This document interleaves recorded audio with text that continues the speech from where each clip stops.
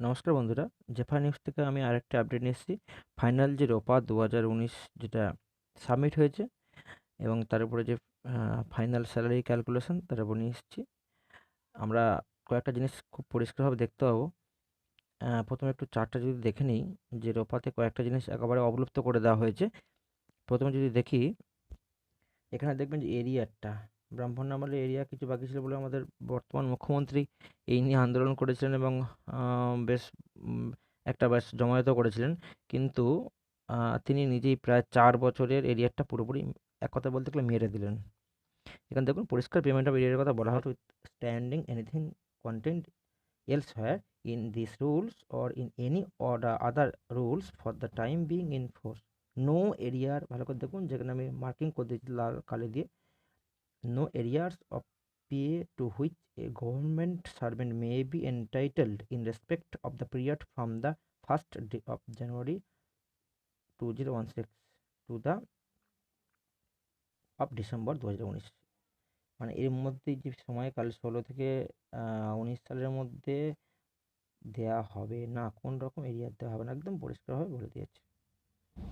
যাই হোক, এটা তো প্রত্যেকের কাছে একটা ক্ষোভের বিষয়, কারণ অন্তত একটা বছরের এরিয়ারও দেওয়া দরকার ছিল, প্রচুর পরিমাণে টাকা।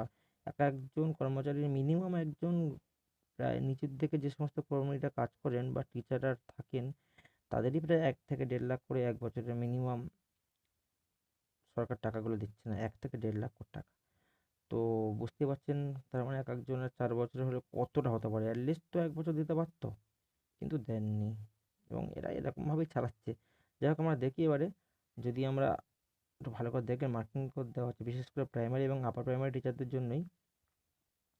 যদি 11,040 টাকা বেশি হয়, 3600 টাকা গ্রেড পে হলে, এই যে এন্ট্রি লেভেল রয়েছে, দেখুন ওয়ানের আমরা যেহেতু এই নতুনভাবে আমাদের শুরু হচ্ছে, এই 1 আগস্ট থেকে প্রাইমারি টিচারদের দেখছি, তাদের ক্ষেত্রে দেখা যাচ্ছে যে 3600 টাকা গ্রেড পে এবং হলে বেসিকটা হচ্ছে 11,040 টাকা এবং ইনিশিয়াল যে এন্ট্রি লেভেলটা হচ্ছে 28,900 টাকা। 28,900 টাকার উপর ক্যালকুলেশন করলে বেতনটা দাঁড়িয়ে যাবে ঠিক আপার প্রাইমারির ক্ষেত্রেও একই রকমভাবে তাদের ওই 41 টাকা গেট পে, বেসিক হচ্ছে ওদের 12,750 টাকা, তার উপরে ওদের বেতন দাঁড়াচ্ছে দেখা যাচ্ছে যে 33,400 টাকা, এটা বেসিক।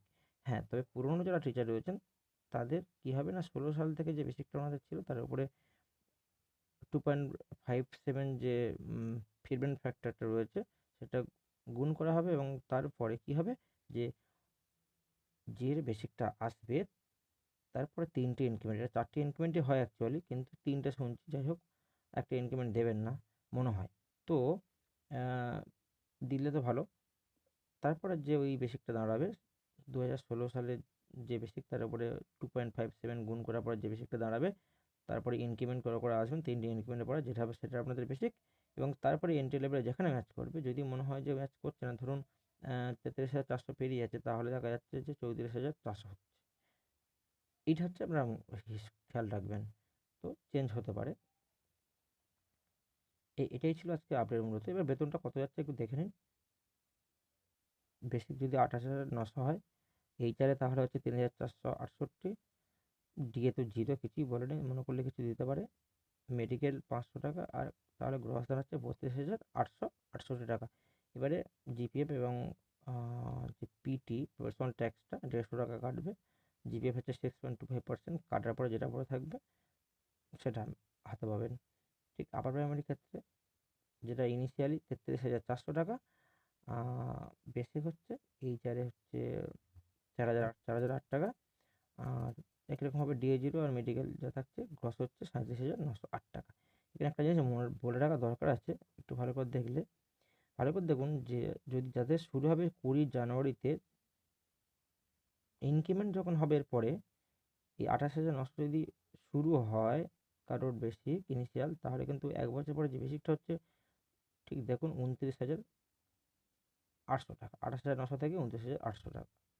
ঠিক তার পরের বছরে গেলে হবে 30,700, তারপরের বছর 31,600, এইভাবে আগাবে, কিন্তু পুরো ক্যালকুলেশন পে ম্যাট্রিক্সে ফেলে রেখে দিয়েছে, এর বাইরে কিছু হবে না। আপার প্রাইমারির ক্ষেত্রে তাই, অন্যান্যদের ক্ষেত্রেও তাই। অর্থাৎ একটা ওরা নির্দিষ্ট করে দিয়েছে যে কত পরিমাণে আমাদের যে ইনক্রিমেন্টটা হয় প্রত্যেক বছরে কত হবে তার একটা চার্ট দিয়ে দিয়েছে পে ম্যাট্রিক্স অনুযায়ী। তো বন্ধুরা, এটাই ছিল আজকে আপডেট। ভালো লাগলে লাইক করবেন, শেয়ার করবেন।